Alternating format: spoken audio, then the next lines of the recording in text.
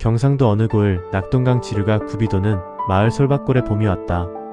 마을 곳곳에서는 봄맞이 준비가 한창이었다. 안악들은 겨우내 묵은 김치독을 씻어내고 남정네들은 농기구를 손보았다. 아이들은 냇가에서 물장난을 치며 겨울 동안 얼었던 몸을 풀었다. 솔밭골은 비록 작은 마을이었지만 사람들은 서로를 아끼고 돕는 정이 넘쳤다. 복숭아꽃이 흐드러지게 피어 담장을 넘고 진달래가 뒷산 중턱을 붉게 물들이는 이른 3월이었다. 논두렁마다 개구리 소리가 요란하고 안악들은 냇가에 모여 빨래방망이를 두드리며 수다꽃을 피웠다. 마을 곳곳에서는 봄맞이 준비가 한창이었다. 이학년은 그 봄날 아침 마루에 앉아 붓을 들고 있었다. 21살. 검은 머리카락을 단정히 올리고 비녀 하나 꽂은 모습이 수수하면서도 기품이 있었다. 하얀 저고리에 옥색 치마. 손가락에 붓을 쥐는 모양이 가히 예사롭지 않았다. 종이 위에서 먹이 번지며 화조도 한 폭이 살아 숨쉬는 듯 완성되어 가고 있었다. 누나, 또 그림이야? 밥은? 남동생 도리가 사랑채 쪽에서 달려오며 투덜거렸다. 15살 아직 앳된 얼굴이지만 눈빛이 총명하게 빛났다. 어머니께서 안방에 계시잖아. 부엌에 가서 아침 차려드려. 누나가 해야지. 나는 남자라고. 이 녀석. 그럼 어서 아버지 깨워드려. 오늘 보리밥 매야 한다고 하셨잖니. 도리가 쫑알거리며 사랑채로 사라졌다. 향년은 다시 붓을 들었다. 이렇게 그림을 그릴 수 있는 시간이 그녀에게는 가장 행복한 순간이었다. 향년의 집안은 그리 넉넉하지 않았다. 아버지 황씨 영감은 손이 큰 탓에 남에게 퍼주기 좋아하는 사람이었고, 어머니는 몇 해 전 큰 병을 앓고 나서 허리가 좋지 않아 집안일의 절반은 향년이 도맡아 했다. 그러나 향년은 불평이 없었다. 오히려 새벽에 일찍 일어나 일을 마치고 남은 시간에 그림을 그리고 책을 읽었다. 마을의 서당 훈장 어른이 저 처자가 남자로 태어났다면 과거 급제감이라고 칭찬했을 정도로 그녀는 글과 그림 모두에 남다른 재주가 있었다. 향년아. 밖에서 부르는 소리가 들렸다. 이웃 마을 감래의 목소리였다. 응? 감래야, 어서와. 19살 감래는 해맑게 웃으며 살인문을 밀고 들어왔다. 너 들었어? 유좌수댁 도령이 한양에서 돌아왔다잖아. 유탁범 도령? 성균관 유학 갔던? 응. 근데 더 있어. 유좌수가 온 마을에 혼처보는 중이래. 근처 마을 처자들 집에 다 사람을 보냈다는 거야.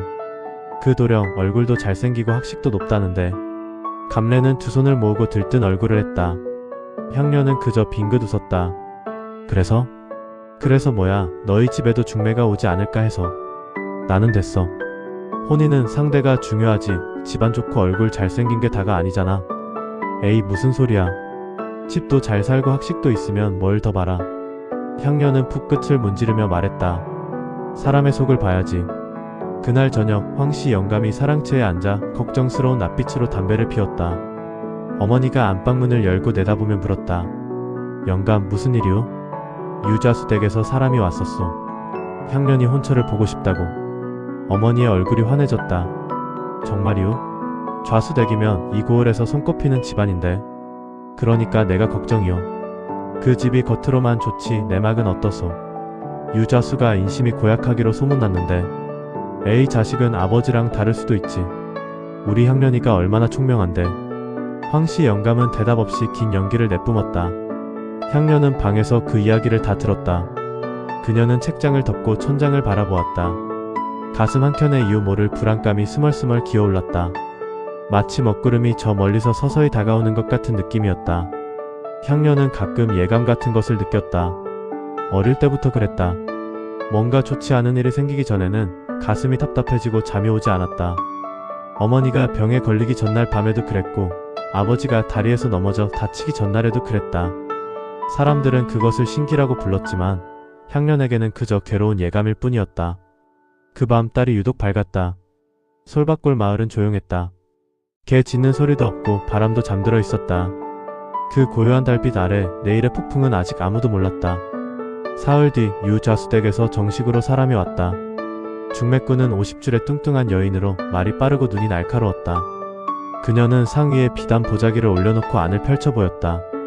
그 안에는 청홍실에 묶인 건포, 대추, 밤 등 예물이 가득했다. 향년 처자 소문이 이 고을에 잦아옵니다.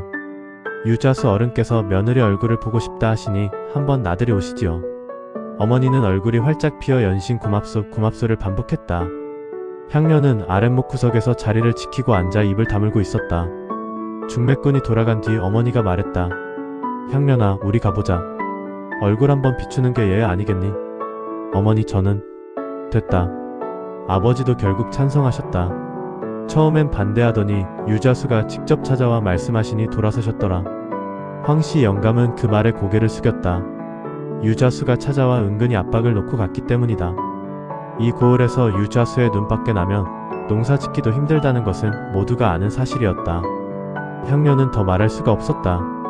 닷새 후 향년은 어머니와 함께 유자수 댁에 갔다. 유씨 집은 마을에서 반시간 거리에 있는 기와집이었다. 담장이 높고 대문이 웅장했다. 안으로 들어서자 넓은 마당과 별채가 이어져 있었고 행랑채에는 종들이 분주히 오갔다. 응접실에서 처음 유탁범을 보았을 때 향년은 솔직히 인상은 나쁘지 않다고 생각했다. 30살에 가까운 나이지만 얼굴이 준수하고 의관이 단정했다. 사설을 두루 읽었는지 말에 문장이 섞였다. 연희라 하셨소? 이름처럼 단아하시구려. 향년은 눈을 내리깔고 대답했다. 과찬이십니다. 그러나 향년은 그 순간 뭔가를 느꼈다. 탁범의 눈빛이었다. 겉으로는 정중했지만 그 눈 속에는 상대를 재물 보듯 후어보는 빛이 있었다. 그 순간의 불쾌함이 가슴에 새겨졌다. 박씨 부인 즉 탁범의 어머니는 더 노골적이었다. 향년의 손목을 잡아 뒤집어보고 허리와 엉덩이를 눈으로 훑으며 이것저것 캐물었다. 밥은 잘하오? 배 짜는 솜씨는? 어머니 허리가 아프다는데 혹시 유전이라면? 향년은 속으로 이를 악물었지만 예의 바르게 대답했다. 돌아오는 길 어머니는 신이 나서 말했다. 어때? 도령이 훤칠하지 않더냐? 어머니, 저는 그 집이 좀 처음엔 다들 어색한 거야. 시간 지나면 괜찮아지지. 탁범 도령 눈빛이 마음에 걸려요. 눈빛? 아유, 넌 별것 다 따진다. 살림이 풍족하고 남편이 글 아는 사람이면 됐지. 향년은 침묵했다.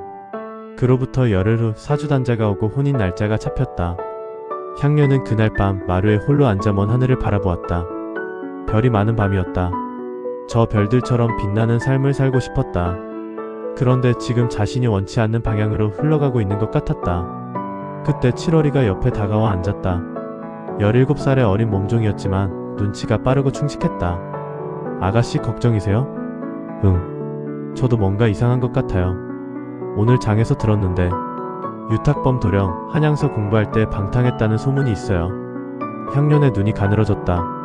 어떤 이야기를 들었어? 기생집을 들락거렸다고요. 그냥 풍문이겠지만 향년은 별을 바라보며 오래 생각했다. 물론 결혼 전에 기생집에 다니는 남자가 없지 않다. 혼인 후 달라지는 사람도 있다. 그런데 왜 이리 불안할까? 그녀는 마음속으로 조용히 다짐했다. 어떤 일이 생겨도 나는 나를 잃지 않겠다. 그것이 향년의 부름이었다. 아직 무슨 일이 일어날지는 몰랐지만 그녀는 이미 어딘가로 떠밀려가고 있었다. 3월 보름 혼례를 치렀다. 봄 햇살이 따스한 날이었다. 향년은 촉두리를 쓰고 원삼을 입고 가마에 올랐다. 어머니가 가마 문 앞에서 눈물을 닦으며 말했다. 잘 살거라. 시부모 잘 모시고 남편 잘 섬기면 된다. 향년은 고개를 끄덕였다. 눈물이 나오려 했지만 참았다. 가마가 유씨집 대문을 들어서자 향년은 직감했다. 여기서 자신의 진짜 싸움이 시작된다는 것을. 혼례 첫날부터 이상했다. 신방에서 탁범은 향년에게 말했다. 나는 당신한테 바라는 게 딱 2가지요. 시어머니 잘 모시는 것, 그리고 아들 낳는 것. 그 외에는 다 알아서 하시오. 향년은 그 말의 온도가 차갑다는 것을 느꼈다. 도련님은 저한테 바라는 게 없으신가요? 탁범은 웃었다. 그 웃음이 묘했다. 당신은 집안을 지키는 사람이요. 나는 바깥일을 하고. 바깥일이 무엇인지 향년은 나중에야 알게 되었다. 시집살이는 첫날부터 시작되었다. 새벽 닭 울기 전에 일어나 부엌에 불을 지펴야 했다. 시어머니 박씨 부인의 밥상은 따로 챙겨야 하는데 매일 반찬이 바뀌어야 했다. 어제 올린 나물을 오늘 또 올리면 박씨 부인은 밥상을 밀치며 말했다. 밥 먹이는 게 이래서야 쓰겠어? 친정에서 뭘 배운 거야? 향년은 허리를 굽혀 인사하고 새 반찬을 준비했다. 빨래, 바느질, 부엌일, 마당 쓸기, 장 담그기, 김장, 간장 내리기. 새벽부터 밤까지 잠시도 쉴 틈이 없었다. 7월이가 옆에서 함께 일했지만 7월이도 지쳐서 눈이 퀭해졌다. 더 힘든 것은 몸이 아니라 마음이었다. 박씨 부인은 기회가 있을 때마다 향년을 깎아내렸다. 요즘 며느리는 게으르고 철이 없어서 친정이 가난한 집 자식이라 눈치도 없어. 이 집에 와서 복이 터졌으면 고마운 줄 알아야지. 처음에는 향년도 참고 또 참았다. 그런데 석 달이 지나자 패턴이 보이기 시작했다. 박씨 부인의 말은 항상 두 가지였다. 향년이 잘못했다는 것, 그리고 탁범이 옳다는 것. 어떤 일이 일어나도 결론은 그것이었다. 한 달이 더 지났을 때 향년은 탁범이 밤마다 늦게 들어오는 것을 알아챘다. 어디 다녀오셨어요? 친구들과 이야기를 나눴어. 매일 밤이에요. 탁범의 눈이 싸늘해졌다. 아내가 남편의 행실을 감시하는 거요? 향년은 더 묻지 않았다. 그러나 그 친구들과의 이야기가 무엇인지 그녀는 알고 있었다. 어느 날 장에 심부름 갔던 7월이가 달려와 속삭였다. 아가씨 큰일 났어요. 암양이라는 기생이 탁범 날려오시기를 기다리고 있다고 장 사람들이 다 알아요. 향년은 조용히 고개를 끄덕였다. 알았어. 이 말도요. 그 기생이 탁범 날이 아이를 뱃속에 품었다고도 하던데. 그 말은 향년의 가슴에 비수처럼 꽂혔다. 그러나 향년은 눈물 한 방울 흘리지 않았다. 울 시간이 없었다. 대신 그녀는 조용히 생각하기 시작했다. 이제 내가 어떻게 해야 하는가? 시집 온 지 6달이 흘렀다. 가을이 왔다. 마당의 감나무에 감이 빨갛게 익었다. 향년은 새벽에 일어나 감을 따 시어머니 아침상에 올렸다. 그러나 박씨 부인은 감을 집어들고 이리저리 돌려보더니 말했다. 이 감이 어째 비틀어졌어? 좋은 건 따로 챙겨뒀지? 어머니께 제일 좋은 것으로 따왔습니다. 이게 제일 좋아? 눈이 어두운 거야? 마음이 없는 거야? 향년은 인사를 하고 뒤돌아섰다. 속이 끓었지만 얼굴에 드러내지 않았다. 그 무렵 향년은 조용히 자신의 환경을 파악하고 있었다. 그것이 그녀의 본능이었다. 생존하려면 먼저 알아야 한다. 첫째, 탁범은 이방 이막동과 결탁하여 마을 농민들의 세금을 착복하고 있었다. 장부를 위조하고 실제 세금보다 더 걷어서 일부는 관아에, 나머지는 자신들 주머니에 넣었다. 이것은 향년이 탁범의 서재에서 우연히 본 장부를 확인했다. 물론 그 장부는 교묘히 위장되어 있었지만 그를 아는 향년에게는 보였다. 둘째, 박씨 부인은 탁범의 악행을 알면서도 모른 척했다. 아니, 오히려 부추겼다. 집안이 부유해질수록 자신의 권위가 높아지기 때문이었다.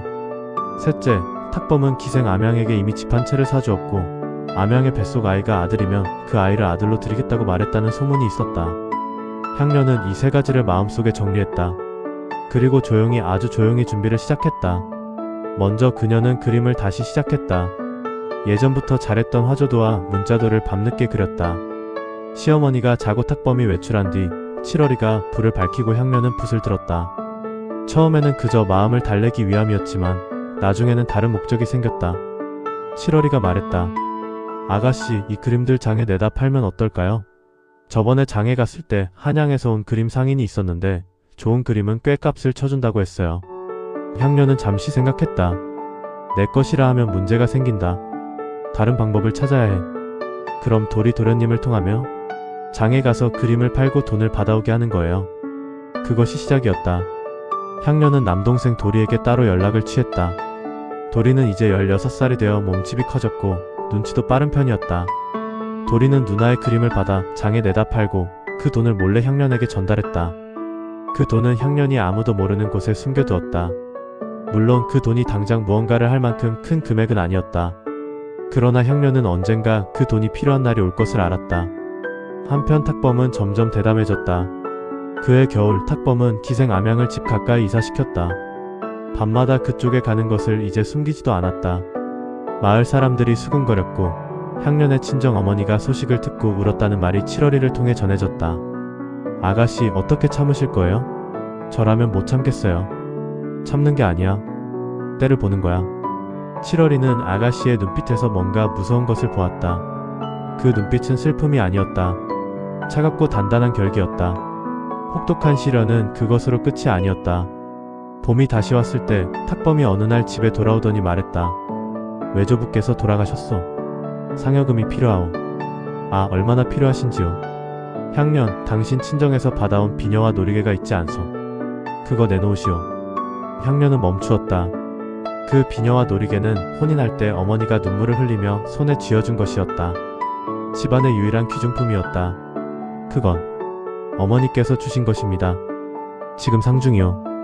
가족이 힘들 때 내놓는 게 맞지 않소? 향녀는 잠시 눈을 감았다. 그리고 눈을 떴을 때 그 눈빛은 흔들리지 않았다. 알겠습니다. 그녀는 놀이개를 내주었다. 비녀는 내주지 않았다. 비녀는 이미 옷 속에 숨겨 다른 곳에 맡겨두었기 때문이었다. 탁범은 놀이개만 받고 더 묻지 않았다. 박씨 부인이 그날 밤 향년의 방에 들어와 말했다. 비녀는 어디 있어? 내가 다 알아. 숨긴 거지? 어머님, 비녀는 제가 나중에 아이 낳을 때 쓰려고 간직하고 있습니다. 거짓말이었지만 박씨 부인이 반박하기 어려운 이유였다. 아들 낳는 것이 최우선이라 했으니. 박씨 부인은 이를 갈며 나갔다. 7월이가 속삭였다. 아가씨, 정말 무섭지 않으세요? 저는 손이 떨려요. 향년은 빙긋 웃었다. 무섭지. 하지만 더 중요한 게 있어. 뭔데요? 나중에 한꺼번에 다 갚아줄 거야. 7월이는 그 말에 뜻밖에도 활짝 웃었다. 하몬서클 5단계 깊은 동굴 최대 위기 더우들 마이너스 이너모스트 케이브. 시집 온 지 1년 반이 지났다. 그해 가을 향년에게 청천벽력 같은 일이 생겼다. 탁범이 어느 날 아침 아무렇지도 않은 얼굴로 팝상 앞에 앉더니 말했다. 향년, 나는 암양이를 집으로 들이려 하오. 향년은 젓가락을 내려놓았다. 무슨 뜻인지요? 첩으로 들인다는 거요. 암양이 아들을 낳았소. 아들이 있어야 집안이 이어지지 않겠소. 당신은 아직 아이가 없으니. 향년의 얼굴이 굳었다. 제가 아이가 없는 것이 누구 탓인지는 아시겠지요. 탁범은 눈을 찌푸렸다. 말 조심하시오. 첩을 들이시는 것은 당신 권한입니다. 하지만 저도 제 권리가 있습니다. 아내의 권리? 웃기는 소리. 당신이 여기서 누리는 것이 얼만데. 향년은 천천히 일어섰다. 탁범, 날이 한 가지만 여쭤보겠습니다. 당신이 이방 이막동과 함께 세금을 착복한 것 아시는지요? 탁범의 얼굴빛이 변했다. 무슨 소리요? 아무것도 아닙니다. 그저 여쭤본 것입니다. 향년은 방을 나갔다. 그러나 그 발언은 큰 실수였다. 탁범은 그날부터 태도가 달라졌다. 눈빛이 날카로워지고 향년이 어디를 가는지 누구를 만나는지 종들을 시켜 감시하게 했다. 7월이도 감시받기 시작했다. 사흘 후 이막동이 집으로 찾아왔다. 향년은 안방에서 그 둘의 이야기를 엿들었다. 그 여자 믿을 수 없소. 장부를 봤다 하지 않소? 뭔가 눈치챈 것 같소. 처리해야 하지 않겠소? 어떻게? 잠시 침묵이 흘렀다. 친정에 불행한 일이 생기게 하는 건 어떻소? 그러면 자연히 정신이 없어지지 않겠소? 향년은 그 말을 듣고 몸이 얼어붙었다. 친정, 아버지, 어머니, 도리. 그들을 건드리겠다는 것이었다. 그날 밤 향년은 7월이를 불렀다. 오늘 들은 거 다 들었지? 7월이의 얼굴이 창백했다. 네. 아가씨 어떻게 해요? 향년은 이미 머릿속으로 계산하고 있었다. 그러나 상황이 급박했다. 그녀 홀로 감당할 수 있는 수준을 넘어서고 있었다. 7월아, 내일장 보러 나가는 틈에 도리를 찾아가. 말해. 지금 당장 친정 식구들이 솔밭골을 떠나야 한다고. 임시로 외가 쪽으로 피하는 게 좋겠다고. 아버님과 어머님께서 이유를 물으시면 나중에 다 설명하겠다고 해. 지금은 그냥 움직여야 한다고. 알겠어요. 7월이가 나가려다 돌아섰다. 아가씨, 그럼 아가씨는요? 향년은 잠시 침묵했다. 나는 여기 있어야 해. 그것이 최대의 위기였다. 향년은 고립되었다. 탁범과 이막동이 자신을 감시하고 친정 식구는 위협에 처해 있으며 자신이 알고 있는 비리의 증거는 머릿속에만 있었다. 몸은 유씨 집안에 갇혀 있었고 법도 관아도 탁범 편이었다. 더욱 충격적인 일이 닷새 후 일어났다. 박씨 부인이 느닷없이 향년에게 말했다. 향년, 내가 탁범한테 말했어. 당신을 쫓아내는 게 낫겠다고. 무슨 말씀이십니까? 아들도 못 낳고 성품이 까탈스럽고 출가는 칠거지하게 질투와 불순이 있다. 당신이 첩 들이는 걸 반대했으니 질투요. 남편 행실을 캐물었으니 불순이요. 향년은 그 말의 무게를 알았다. 칠거지악은 아내를 내쫓을 수 있는 7가지 제목이었다. 그러나 그 가운데 불부모, 무자, 음행, 투기, 악질, 다구설, 절도가 있었다. 이 중 투기 질투는 탁범 마음대로 꿰어 맞출 수 있었다. 조선의 법은 아내 편이 아니었다. 쫓겨나면 향년은 갈 곳이 없었다. 이미 혼인을 했으니 친정으로 돌아가도 손가락질을 받을 것이고 재혼도 어렵다. 그것이 당시 여인의 현실이었다. 향년은 그날 밤 혼자 앉아 무릎에 이마를 대고 오래 울었다. 7월이도 없었다. 감시 때문에 혼자였다. 그 눈물은 처음이자 마지막이었다. 울고 나자 이상하게도 마음이 고요해졌다. 마치 폭풍이 지나간 뒤의 하늘처럼 아주 맑고 차갑게. 향년은 일어났다. 그리고 다시 생각하기 시작했다. 7월이가 감시망을 뚫고 돌아온 것은 사흘 뒤였다. 아가씨, 도련님이 중요한 것을 찾아냈어요. 향년이 눈을 크게 떴다. 무엇을? 7월이는 품에서 작은 보자기를 꺼냈다. 펼치자 그 안에는 2통의 편지와 접힌 종이 하나가 들어있었다. 도련님이 장에서 날이들 심부름 가다가 죽은 거래요. 이막동 이방 하인이 실수로 떨어뜨린 거요. 향년은 편지를 펼쳤다. 눈이 빠르게 글자를 따라갔다. 가슴이 쿵쿵 뛰었다. 편지 안에는 탁범과 이막동이 세금 착복 금액, 횟수, 관련자 명단이 기록되어 있었다. 그것뿐 아니라 더 충격적인 내용이 있었다. 탁범이 이막동에게 보낸 편지였다. 향년이 눈치챘으니 서둘러야 하오. 향년을 내쫓는 것은 시간 문제여. 그 전에 장부를 정리하고 필요하면 향년 아비에게 죄를 씌우는 것도 방법이여. 황씨가 세금을 내지 않았다는 거짓 문서를 만들면 되지 않겠소. 향년의 손이 떨렸다. 아버지에게 죄를 씌우려 했다. 가난한 농사꾼 황씨 영감에게 세금 포탈죄를 뒤집어 씌워 관아에 고발하면 가족 전체가 무너진다. 그것을 알면서도 손을 쓰려 한 것이다. 7월아, 이 편지들 아무도 봐선 안 돼. 물론이죠. 그리고 도리한테 연락해. 내가 부탁할 것이 있어. 향년은 그날부터 움직이기 시작했다. 그녀에게 필요한 것은 이 편지를 옳은 사람에게 전달하는 것이었다. 그 옳은 사람이 누구인지가 문제였다. 관아는 안 된다. 이막동이 이방이니 그 밑에 있는 아전들은 탁범 편일 가능성이 높다. 그렇다면 관아 위로 올라가야 한다. 향년이 아는 것이 하나 있었다. 조선의 법에는 암행어사라는 제도가 있었다. 임금이 직접 내리는 특명 관리로 지방 수령의 비리를 감찰한다. 그 어사는 신분을 숨기고 다니며 결정적인 순간에 마패를 꺼낼 권한을 행사한다. 혹시 이 구을에도 어사가 파견되어 있을까? 7월이를 통해 수소문하게 했다. 그리고 이틀 후 뜻밖의 연결고리가 생겼다. 7월이가 속삭였다. 아가씨, 장에 새로운 나그네가 들어왔어요. 이름이 최운학이라는 사람인데 책을 팔고 다니는 떠돌이 선비처럼 보이는데 아가씨 그림을 사갔거든요. 내 그림을? 도련님이 내놓은 거요. 그런데 그 사람이 그림을 보더니 솜씨가 예사롭지 않다. 이 고을에 이런 재능을 가진 분이 계신가라고 감탄했대요. 향년은 생각했다. 7월아, 그 사람이 진짜 어떤 사람인지 알 수 있을까? 제가 수소문해 볼게요. 7월이의 수소문은 이틀 만에 결과를 가져왔다. 최운학은 한양 출신의 관리였다. 지금은 신분을 감추고 있지만 실은 어사 정관수의 보좌관으로 이 고을의 민정을 살피러 내려온 사람이었다. 향년의 심장이 빠르게 뛰었다. 하늘이 길을 열어준 것이다. 최운학은 30살의 청년 관리였다. 얼굴이 단정하고 눈빛이 맑았다. 나그네 차림이었지만 걸음이나 말투에서 범상치 않은 기계가 드러났다. 그는 마을 주막에 머물며 낮에는 장을 돌아다니고 밤에는 조용히 기록을 했다. 향년이 첫 접촉을 시도한 것은 어느 흐린 날 아침이었다. 7월이를 통해 쪽지를 보냈다. 편지 내용은 단 5줄이었다. 저는 유탁범의 아내 이학년이라 하옵니다. 이 고을에 부정이 있습니다. 증거도 있습니다. 그러나 저 혼자는 힘이 닿지 않습니다. 만나주실 수 있는지요? 최운학은 쪽지를 읽고 긴 시간 생각했다. 그리고 오후에 7월이를 통해 탑장을 보냈다. 내일 아침 뒷산 솔밭길에서 뵙겠습니다. 향년은 그 밤 거의 잠을 이루지 못했다. 설렘이 아니라 긴장이었다. 이것이 성공하지 못하면 다음 기회는 없었다. 이튿날 새벽 향년은 장 보러 나간다는 핑계를 대고 집을 나섰다. 감시하는 종이 따라붙었으나 7월이가 그 종을 다른 곳으로 유인하는 사이 향년은 뒷산 쪽으로 방향을 틀었다. 솔밭길에 최운학이 있었다. 두 사람은 처음으로 마주보았다. 향년은 허리를 깊이 굽혀 인사했다. 이학년이라 하옵니다. 최운학이요. 담대하신 분이구려. 향년은 품에서 편지를 꺼냈다.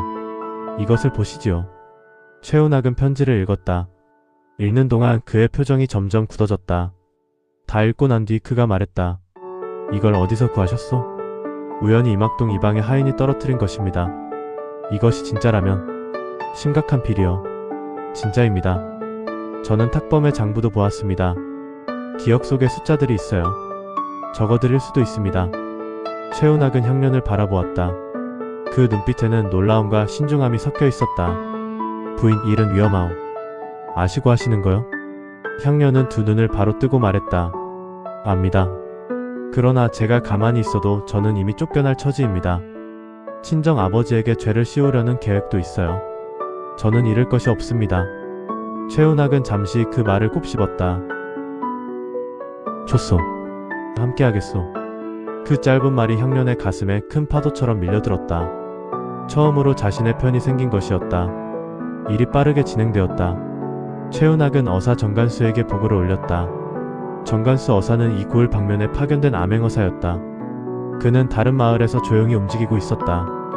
향년은 자신이 기억하는 장부의 숫자들을 종이에 받아 적었다. 탁범의 서재에서 본 숫자들이었다.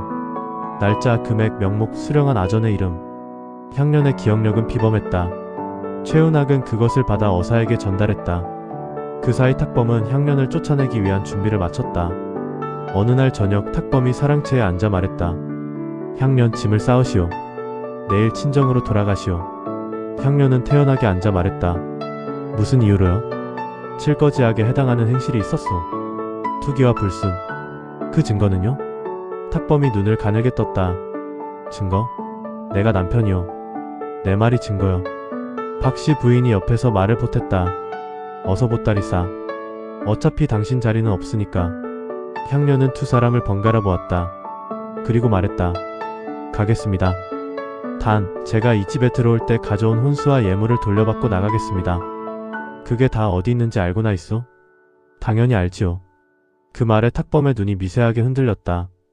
향년이 나가야 하는 날은 3일 뒤로 정해졌다. 그 사흘 동안 물밑에서 폭풍이 준비되고 있었다. 어사 정간수가 드디어 움직였다. 정간수는 이 고을 현관과 이방의 관할을 조사할 명분을 이미 확보하고 있었다. 향년의 편지와 기억 속 숫자들은 결정적인 증거가 되었다. 거기에 이막동의 하인이 실수로 떨어뜨린 그 편지까지. 어사는 마패를 꺼낼 준비를 했다. 그런데 거기에 예상치 못한 변수가 생겼다. 기생 암양이었다. 암양은 탁범의 아이를 낳았지만 탁범에게 이용만 당하고 버려질 운명을 직감하고 있었다. 탁범은 아들을 집으로 들이겠다고 했지만 막상 향년을 내쫓으면 암양도 필요 없어질 것이 뻔했다. 아들만 빼앗기고 자신은 내쳐질 것이었다. 암양은 7월이를 통해 향년에게 먼저 연락을 해왔다. 향년 마님께 드리는 말씀이요. 저도 같이 싸우겠소. 탁범이 저한테 한 짓도 있소. 그 연락을 받은 향년은 잠시 생각했다. 7월이가 말했다. 아가씨, 기생의 말을 믿어도 될까요? 암양이 탁범에게 버려질 것을 알고 있다. 그 두려움이 진심이라면 믿을 수 있어. 향년은 암양을 만나지는 않았다. 그러나 7월이를 통해 말을 전했다. 당신이 알고 있는 것을 최은학이라는 사람에게 직접 전달하시오. 암양은 그대로 했다. 암양이 최은학에게 전달한 것은 탁범이 기생집에서 한 말들이었다. 비리를 자랑하며 떠들었던 이야기, 현감에게 뇌물을 바친 이야기, 향년의 친정을 짓밟으려 했던 이야기. 그 하나하나가 증거가 되었다. 준비가 완성되었다. 그런데 이틀째 저녁 향년에게 최대의 위기가 다시 왔다. 탁범이 이막동과 함께 향년을 방으로 불렀다. 향년, 당신이 외부와 접촉하고 다니는 것을 알고 있어. 향년은 얼굴색 하나 바꾸지 않았다. 무슨 말씀이세요? 7월이가 수상한 사람을 만난 것도 알고 당신이 편지를 주고받은 것도 알고 있어. 이막동이 차갑게 말했다. 마님, 솔직하게 말씀하시지요. 누구를 만나셨습니까? 순간이었다. 향년은 죽을 것 같은 공포를 느꼈다. 그러나 그 공포는 얼굴에 나타나지 않았다. 가슴속 깊은 곳에서 뭔가 단단한 것이 받쳐주고 있었다. 장에 나가 물건을 사고 아는 안악들과 인사를 나눈 것뿐입니다. 무슨 접촉을 말씀하시는 건지요? 7월이를 끌어다 물어보면 되겠소? 물어보시지요. 탁범은 7월이를 불렀다. 7월이가 들어왔다. 탁범이 물었다. 내가 최근에 만난 외부 사람이 누구냐? 7월이는 눈 하나 깜짝하지 않고 말했다. 장에서 아는 안악들 만났지요. 그리고 이발 장수 아저씨한테 핏을 샀고요. 이막동이 7월이 앞으로 다가갔다. 거짓말하면 어떻게 되는지 아느냐? 거짓말 아닙니다. 탁범이 눈짓을 하자 종 하나가 7월이의 팔을 잡아 방 밖으로 끌어냈다. 향년의 가슴이 내려앉았다. 7월이가 고초를 당할 것이었다. 그때 밖에서 고함 소리가 들렸다. 처음에는 멀리서, 그리고 점점 가까이. 탁범과 이막동이 눈을 마주쳤다. 무슨 소리요? 문이 벌컥 열렸다. 행랑채에 있던 종이 허둥지둥 뛰어 들어오며 외쳤다. 나리, 어사가 내려왔습니다. 대문 앞에 마패가 떴습니다. 대문이 열리며 관리들이 쏟아져 들어왔다. 선두에 선 사람이 마패를 들어 높이 들어 올렸다. 암행어사 정관수 출두하노라. 그 소리가 유씨 집 마당에 쩌렁쩌렁 울렸다. 관리들이 문서를 들고 각처를 봉쇄하기 시작했다. 서재 창고 안채 사랑채. 탁범은 얼굴이 사색이 되었다. 이막동은 뒷문으로 도망치려 했다. 이방 이막동 어디를 가시오. 최운학이 그 앞을 막아섰다. 이막동은 멈추었다. 주위가 이미 포위되어 있었다. 정관수 어사가 마당에 들어서며 말했다. 유탁범 어디 있느냐. 탁범이 앞으로 나왔다. 그 얼굴에 아직 오기가 남아있었다. 이게 무슨 일이오. 나는 아무 잘못이 없소. 정관수가 최운학에게 눈짓을 했다. 최운학이 봉투를 꺼냈다. 유탁범 이방 이막동. 그대들이 지난 3년간 이고을 백성들의 세금을 착복한 금액만 쌀 500석에 해당하오. 이 증거는 그대들이 직접 주고받은 편지와 내부 장부 그리고 목격자 진술로 이루어진 것이오. 탁범은 이를 악물었다. 그 증거가 어디서 나왔소? 정관수가 천천히 말했다. 이고을에 어떤 용감한 분이 제공하였소. 그 순간 탁범의 시선이 향련에게로 향했다. 향련은 마당 한켠에 서 있었다. 흐트러짐 없이 두 손을 모은 채. 그러나 그 눈빛은 뜨겁고 분명했다. 탁범의 눈에 분노가 불꽃처럼 타올랐다. 당신이 이 짓을 한 거요? 향련이 대답했다. 저는 다만 진실을 전달했을 뿐입니다. 아내가 남편을 팔아? 향련이 한 걸음 앞으로 나섰다. 당신은 저에게 아내의 역할을 요구했습니다. 그러나 남편으로서의 역할은 하지 않았습니다. 친정 아버지에게 죄를 뒤집어 씌우고 저를 쫓아내고 백성의 피땀을 훔쳤습니다. 저는 그것이 옳지 않기에 진실을 알렸습니다. 그것이 잘못입니까? 마당이 조용해졌다. 탁범은 입술을 떨었다. 정관수가 관리들에게 말했다. 유탁범 이막동을 결박하라. 두 사람이 결박되어 끌려나갔다. 박씨 부인이 태척마루에서 달려내려와 외쳤다. 이게 무슨 짓이야? 내 아들을 어디로 끌고 가는 거야? 정관수가 차갑게 말했다. 부인 이 방으로 가시지요. 박씨 부인도 결국 조사를 위해 관하로 가게 되었다. 그 이후 일들은 빠르게 정리되었다. 정관수 어사의 조사 결과 탁범과 이막동이 착복한 세금의 규모는 어마어마했다. 쌀만 해도 500석이 넘었고 배와 돈까지 합치면 그 마을 전체 농가 수십 가구가 1년 동안 먹고 살 수 있는 양이었다. 탁범은 관하로 잡혀가 신문을 받았다. 이막동도 마찬가지였다. 두 사람의 제목은 명확했다. 세금 착복, 장부 위조, 관리 직권 남용, 그리고 무고를 준비한 것까지. 결국 탁범은 유배를 가게 되었다. 이막동은 파직과 함께 곤장을 맞고 유배되었다. 박씨 부인은 며느리 학대와 공범 혐의로 재산의 일부를 몰수당했다. 그녀는 탁범이 없으니 기운이 확 꺾여 기와집에서 작은 초가집으로 이사해야 했다. 평생 남들 위해 군림하던 박씨 부인이 쪼그라드는 꼴은 마을 사람들이 두고두고 이야기했다. 향련은 법적으로 자유로운 몸이 되었다. 탁범의 죄가 확정되자 향련은 소박맞은 것이 아니라 오히려 탁범의 죄로 인한 이혼이 성립되었다. 당시로서는 이례적인 일이었다. 정관수 어사가 향련의 억울함을 공문에 명시했기 때문이었다. 사이다 장면은 여기서부터였다. 유씨 집 마당에서 결박된 탁범이 끌려나가면서 향련에게 소리쳤다. 당신은 아내로서 할 도리를 했소? 여자가 감히. 향련은 걸어나가며 탁범 앞에서 딱 멈추었다. 그리고 말했다. 도련님, 저는 아내 노릇을 다 했습니다. 새벽 4시부터 밤 12시까지. 그 사이 한 번도 게으름 피운 적 없습니다. 시어머니께 복도 많이 빌었고 식사도 제때 챙겨드렸습니다. 배도 짜고 바느질도 하고 팥도 나가 도왔습니다. 그 대가로 저는 무엇을 받았습니까? 감시, 의심, 학대, 그리고 쫓겨남. 탁범이 이를 갈았다. 당신이 옳고 나는 그른 거요? 예, 그렇습니다. 아주 간결하게 그러나 단호하게. 마당에 있던 관리들과 종들이 그 말을 들었다. 아무도 반박하지 못했다. 박씨 부인 차례도 왔다. 관아에서 신문을 마치고 집으로 돌아온 박씨 부인이 향련을 만난 것은 향련이 짐을 싸는 날이었다. 박씨 부인은 얼굴이 쪼그라들어 있었다. 큰 소리를 치던 위엄은 사라지고 늙은 할머니처럼 초라해 보였다. 향련, 나는 그저 우리 탁범이가 잘 되길 바란 것뿐이야. 향련은 짐 보따리를 들고 돌아보았다.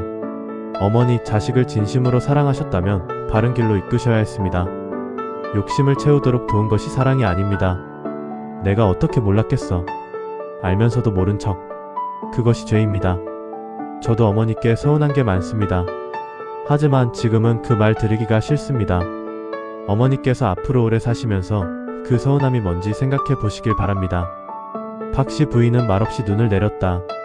향년은 살인문을 나섰다. 암양과의 이야기도 있었다. 향년이 집을 나서기 직전 암양이 아이를 안고 길 모퉁이에 서 있었다. 그 아이가 탁범의 아들이었다. 두 여자는 말없이 마주 보았다. 암양이 먼저 고개를 숙였다. 고맙소 마님. 덕분에 저도 살았소. 향년이 말했다. 잘 사시오. 마님은요? 저도 잘 살 겁니다. 암양이 아이를 안고 말했다. 이 아이는 이름이 뭐가 좋을까요? 향년은 잠깐 생각했다. 빛날 희는 어떻소? 새벽빛이란 뜻이오. 어두운 시간 끝에 오는 빛이니까. 암양의 눈에 눈물이 맺혔다. 두 여자는 그렇게 헤어졌다. 서로의 삶이 이제 다른 길로 가는 것이었다. 향년이 친정에 돌아온 날 황씨 영감은 마당에서 큰절을 했다. 내가 미안하다. 내가 싫다 하는 곳에 떠밀었으니. 향년이 아버지 손을 잡았다. 아버지가 저를 믿으신 것을 압니다. 제가 잘 이겨냈습니다. 황씨 영감의 눈에서 눈물이 주르르 흘렀다. 어머니는 딸을 꼭 안았다. 아무 말도 하지 않았다. 그냥 안았다. 그 온기가 향년을 처음으로 무너뜨렸다. 향년은 어머니 품에서 처음으로 소리내어 울었다. 한 번만. 그 이후로는 울지 않았다. 도리는 그의 겨울 서당에서 공부를 계속했다. 이듬해 봄, 도리는 과거 시험에 도전하겠다고 말했다. 누나 덕분에 공부할 여건이 생겼잖아. 내가 성공하면 누나도 빛날 수 있어. 향년이 웃으며 말했다. 나는 이미 빛나고 있어. 도리가 눈을 동그랗게 떴다. 어디서? 향년은 방 안을 가리켰다. 벽에 걸린 그림들이었다. 화조도 문자도 산수도. 하나하나가 향년의 손에서 나온 것이었다. 내 그림이 한양 그림 상인 손에 넘어간 거 알지? 그 상인이 다시 왔어. 한양에서 내 그림을 좋아하는 사람들이 생겼다고. 진짜? 응. 내가 그림을 계속 그리면 내 이름으로 팔 수 있대. 그 말에 도리가 환하게 웃었다. 최은학은 그 이후로도 가끔 솔밭골에 들렀다. 마을 곳곳에서는 봄맞이 준비가 한창이었다. 안악들은 겨우내 묵은 김치독을 씻어내고 남정네들은 농기구를 손보았다. 아이들은 냇가에서 물장난을 치며 겨울 동안 얼었던 몸을 풀었다. 솔밭골은 비록 작은 마을이었지만 사람들은 서로를 아끼고 돕는 정이 넘쳤다. 어사 업무가 끝난 후에도 그는 이 고을에 남아 민정을 살피는 역할을 계속했다. 어느 날 그가 향년의 친정에 들렀을 때 마루에서 그림을 그리고 있는 향년을 보았다. 많이 나아지셨어? 향년이 붓을 멈추며 말했다. 덕분에 잘 지내고 있습니다. 부인이 용감하셨어. 그 증거가 없었다면 어사도 힘들었을 거요. 저 혼자는 못했습니다. 도움이 있었으니까요. 두 사람은 잠시 말없이 앉아 있었다. 마당에 봄꽃이 피어 있었다. 작년 봄과 같은 계절이었지만 그 의미가 달랐다. 최은학이 말했다. 그림이 참 좋구려. 향년이 말했다. 고맙습니다. 짧은 대화였다. 그러나 그 안에 긴 이야기가 담겨 있었다. 대단원 에필로그. 그 봄 이후 솔밭골 마을은 조금씩 달라졌다. 정관수 어사가 백성들에게 잘못 거친 세금의 일부를 돌려주도록 조처했고 새 이방이 부임하면서 관아 기강이 잡혔다. 마을 사람들은 그것이 누구 덕분인지 알았다. 입에서 입으로 이야기가 퍼졌다. 황씨 댁향년 처자가 한 일이래. 어사한테 증거를 넘겼다더라. 대단하다. 여자가 그런 일을 하다니. 칭찬과 놀람이 반반이었다. 세상이 아직 그리 달라지지는 않았으니까. 그러나 향년에게는 그 시선이 중요하지 않았다. 이듬해 가을 한양에서 편지가 왔다. 한양의 유명한 그림 상인 윤씨가 보낸 것이었다. 향년씨의 화조도가 한양에서 큰 인기를 얻고 있습니다. 특히 문자도 효제충신 A의 염치는 판서댁에서도 찾고 있습니다. 서울로 올라오실 뜻이 있으신지요? 향년은 편지를 3번 읽었다. 황씨 영감에게 편지를 보여주었다. 아버지, 저 한양 가도 될까요? 황씨 영감은 편지를 들고 한참 보다가 말했다. 이제 내 뜻대로 해라. 향년이 웃으며 말했다. 아버지, 그 말 듣고 싶었어요. 한양으로 떠나는 날 아침 7월이도 함께했다. 아가씨, 저도 같이 가도 되죠? 그럼 같이 가야지. 7월이가 짐을 챙기며 말했다. 한양에 가면 뭐부터 할 거예요? 향년은 웃으며 말했다. 그림 그릴 거야. 그것뿐이에요. 좋은 사람 만나고 맛있는 거 먹고 넓은 세상 구경하고 그 다음에 또 그림 그릴 거야. 7월이가 깔깔 웃었다. 향년은 문 앞에 서서 솔밭골을 바라보았다. 낮은 초가집들이 줄지어 있고 뒷산에는 솔나무가 빽빽했다. 낙동강 지류가 반짝이며 흐르고 있었다. 마을 곳곳에서는 봄맞이 준비가 한창이었다. 안악들은 겨우내 묵은 김치독을 씻어내고 남정네들은 농기구를 손보았다. 아이들은 냇가에서 물장난을 치며 겨울 동안 얼었던 몸을 풀었다. 솔밭골은 비록 작은 마을이었지만 사람들은 서로를 아끼고 돕는 정이 넘쳤다. 그 모든 것이 자신을 만든 땅이었다. 고맙다. 조용히 말했다. 그리고 돌아섰다. 최은학이 그날 마을 입구에 나와 있었다. 가시는구려. 가야지요. 최은학이 무언가를 내밀었다. 작은 필통이었다. 한양에서도 그림 계속 그리시오. 향년이 받으며 말했다. 감사합니다. 도와주셔서. 나는 한 것이 없어. 부인이 다 하셨지. 그렇지 않아요. 처음 만났을 때 함께 하겠소라고 하셨잖아요. 그 말 한마디가 저한테 얼마나 큰 힘이 됐는지 아세요? 최은학이 말없이 향년을 바라보았다. 향년이 웃으며 말했다. 한양에서 좋은 그림이 나오면 보내드리겠습니다. 기다리겠소. 향년은 7월이와 함께 길을 나섰다. 봄바람이 불어왔다. 뒷산 솔나무가 소리내어 흔들렸다. 그녀는 걸으면서 생각했다. 그 길고 긴 시간 동안 자신이 잃은 것이 무엇인가? 노리게 하나? 몇 달의 청춘, 수많은 밤의 눈물, 그리고 자신이 얻은 것은 무엇인가?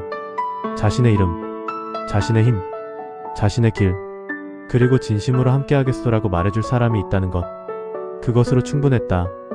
이 이야기는 조선시대 여성의 삶을 배경으로 한 완전한 창작 민화입니다. 당시의 칠거지약, 암행어사 제도, 유양소 좌수 등의 역사적 제도는 실제 조선의 제도를 참고하였으나 모든 등장인물과 사건은 허구입니다. 이 이야기가 말하고자 하는 것은 하나입니다. 어떤 시대, 어떤 상황에서도 자신을 잃지 않는 사람은 결국 자신의 길을 찾는다. 향년은 싸움꾼이 아니었습니다. 그녀는 그저 진실하게 살려 했습니다. 그 진실함이 결국 세상을 바꾸었습니다. 그리고 그 봄날 그녀의 붓은 계속 움직였습니다.